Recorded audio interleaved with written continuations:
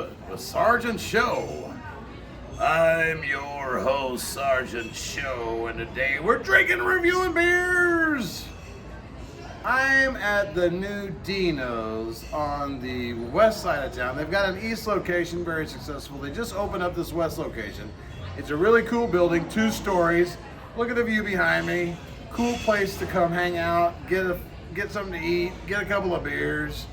Love it. You know how we do this? We drink every single beer in the universe and we rate them on a scale of 1 to 12. We find these beers wherever they are. They cannot hide from us.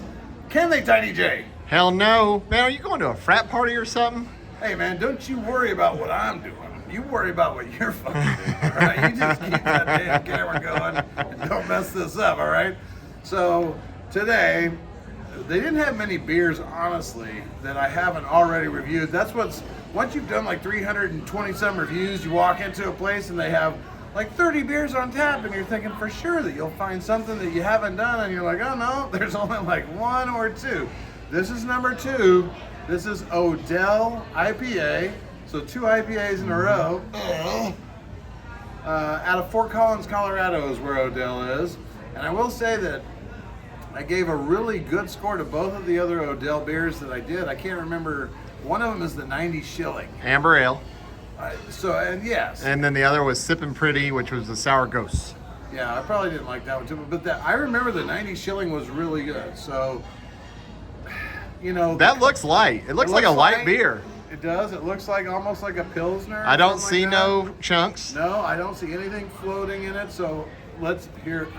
Hey, I want to advise you. I need you to plug your nose while you take that drink.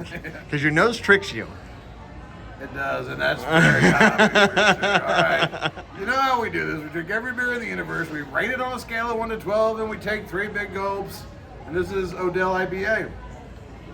I've always been a big believer you should trust your nose before you put anything in your mouth. That's never stopped you, Mr. E. It's not as hoppy as the last one, thank God. But it is hoppy. I mean, you know, it's an IPA. Apparently there's something about IPAs that everyone has to ruin it. I think maybe we need to think of what we could do with the IPA initials to make it symbolize ruining a perfectly good beer. You know what I mean? Like, I piss in all beers. That would be IPAB. But my basic point is, I don't understand IPAs and I don't get why people make them and I don't get why people I got like it. Incredibly poor alcohol. There you go. This is incredibly poor alcohol. I would rather drink something darker and less hoppy. All right, well, don't be too hasty. We're not going to be too hasty. We're going to take 3 more big gulps the way that we always do.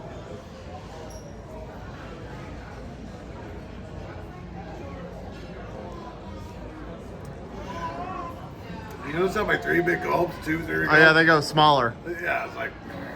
Well, why don't you give us a score? Tell us what you think. Okay, so it's on the IPA scale because otherwise no IPAs would even get above 6, probably. Well, your face says it's above a 5. Yeah, I think 6. 6? All I right. think as far as IPA goes, it's not too exceptionally hoppy. There's no citrus or anything to this one. Like some of them, they put that citrus flavor in there. This one just tastes like beer, and I like that. All right. So it's hoppy beer, which I can deal with. Oh, God, it burps. Yeah. It drinks hoppy. It burps hoppy. Oh, that's what's good. Well, Sergeant Show, and if you aren't watching this, who gives a shit? More good beer for the rest of us. Roscoe, mate.